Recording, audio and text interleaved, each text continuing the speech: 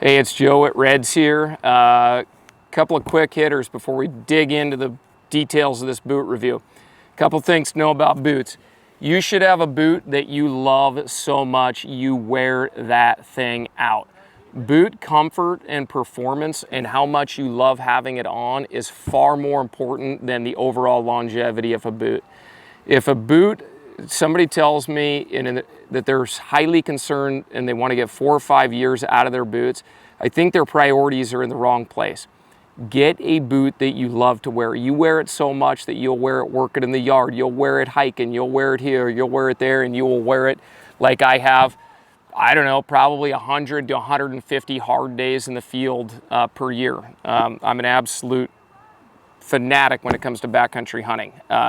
So I think that's most important for the boot. Enjoy the review, learn about my experience over the last 500-800 miles, whatever, that I put on these Lapponia boots. I'll give you some thoughts on boots in general, but how much you love to put that boot on and how much you want to wear it should be your biggest concern, and it should not be as weighted towards longevity as it is satisfaction and comfort. Boots, if there's one thing I love, it is backcountry hunting, and I love doing so with comfortable feet. This is about the 3rd video in a series of just chatting about boots, and believe it or not, that is a set of Lapponias. It was gray, now it's some other color of some sort. So early on, I ran the Summit 2s kind of side by side with the Lapponias, and I was alternating between boots, and I would say I'm very satisfied from an investment standpoint in both sets of boots. The Summits did hold up a little bit better. They are a little stiffer boot, and I've mentioned this before, they're a much more formidable boot itself, like the upper and just, I don't know, last isn't the right word, but the shape of the boot is quite rigid. Surprisingly, it looks like a light hiker. But over time, what ended up happening is when I had the options between the 2 boots, I ended up reaching for the Lapponias because I just loved wearing the Lapponias a lot more. Now, at this point with these Lapponias, they're nearing end of life. I've had these for over a year, and I am a hunting fanatic. These have been on deer hunts, elk hunts, spring bear, fall bear, shed hunting season, scouting. That's what the sole looks like after, I don't know how many miles, 500, 1,000 miles, you got me. I wound up having to shoe goo quite a bit of the boot. It wasn't coming apart to the point where it was alarming, but I thought, hey, if I can keep some separation out of there, that's great, keep moisture and dirt from in there. The boot itself has held up really well. I haven't had anything major come unstitched. All the stitching is triple stitched from the rand all the way around. I did have a couple of the stitches come out here, but it didn't totally break free, but I shoe gooed it. So in essence, I've really been limping these along because I absolutely love the boots so much. They're still in fine shape for just casual use, for scouting and whatnot, but would I go on a week-long backcountry mule deer hunt with these at this point? Probably not. They seem to have maintained their waterproofness, but if I was to have some sole delamination or something during the middle of the hunt, that could wreck my hunt. The foam, kind of this EVA type foam, I don't know exactly what it is. If you want details on what this stuff's called, go to the website. But the sole here is very light and very soft. I think that's part of what makes the boot comfortable, but it does end up kind of eroding over time, and so I did have to glue a little bit of the sole back on just as far as preventative maintenance. So I think there's a lesson here that shoe goo can be your friend if you want to extend the longevity of the boot and just make sure that a crack doesn't turn into a crevice. With my Lapponias, I've been wearing these through the late season, cold weather. I don't do a lot of sedentary hunting. I might be on a glassing point for a few hours. And I feel like the lighter uninsulated boots help my feet breathe better and dry out, so my feet aren't wet sitting on those cold glassing points. And I've really gone to much lighter weight boots for perspiration management over time versus a heavier boot like the Guide or even the Nevada, which are fine boots, but I don't tend to get cold feet. So over the years, I've tended to gravitate towards a much lighter boot, and the Lapponia is one of the lightest boots in the Crispi series. As far as what I've got inside my boot that I've been super happy with, I went to our local store called Mountain High Sports, and there's lots of places like this that will do kind of a cheap sheep feet type mold. I know people have sheep feet are like, oh, there's only one sheep feet. I just can't spend the money. That's a hard thing for me to do. I want to buy ammo or better binoculars. So these were like 70 or 80 bucks, and they did they measured my arches, and they chose the insole, and then they did a mold. And Dallas here at Reds did the same thing. We've been really happy with that. So if you have access to do that, it was like 80 bucks. That's great if you can do it.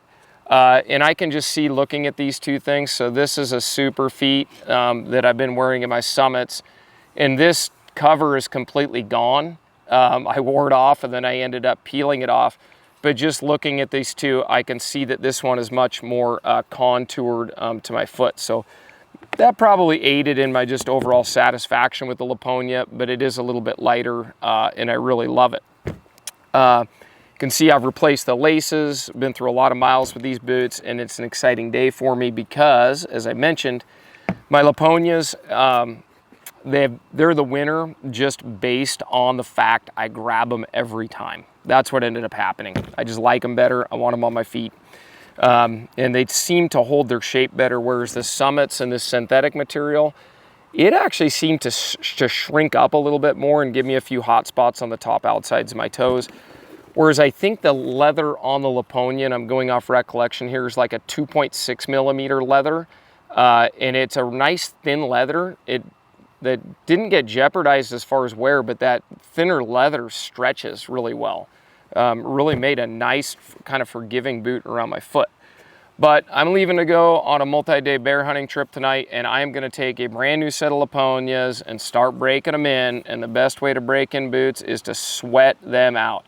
Hot days, hot hikes, get them sweaty. Heat softens up the materials, it'll stretch, and then if you can wear them until they're dry, instead of just letting them bake in the sun to dry, that material, I usually have some excess looser material in this part of my foot. When that gets wet and then dries, it'll shrink up.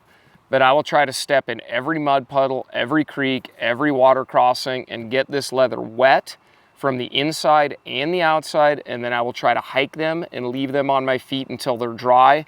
And then that boot, if you do that early on, will kind of shrink up and mold around your foot and really become a nice custom boot for you. So the Lapponia is great.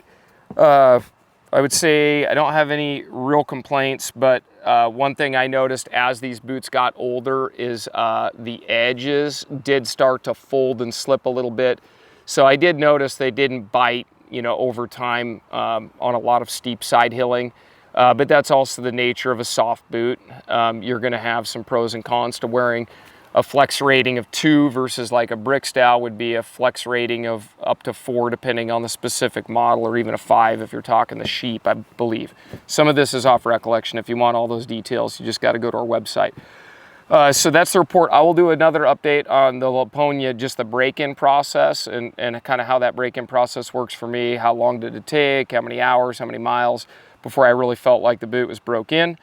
So I will do an update on that. But as always, buy your boots at Reds. We have a Crispi boot fit guarantee. We really believe in the product. Here's a link in the video description to the boots I've talked about today. I did a pretty darn good job of treating these with Crispi Cream. That's part of the reason they're such a funny color, is because I did saturate them with Crispi Cream regularly, and so I've got a lot of dirt and mud and stuff that just kind of sticks to that Crispi Cream. They started out this color, they wound up this color, but it's a fantastic boot. I'm very comfortable wearing these, even though they're worn out, but I don't want to go on a week-long adventure with a set of boots that is probably nearing end of life. So super satisfied with the product. And then again, reminder, don't be afraid to use some shoe goo. I've historically not done that, and I've regretted not taking just a little bit from time to time and making sure I keep that boot together. If you wear boots hard, like anything, you're going to get a few loose spots here and there. It's your responsibility to take care of those.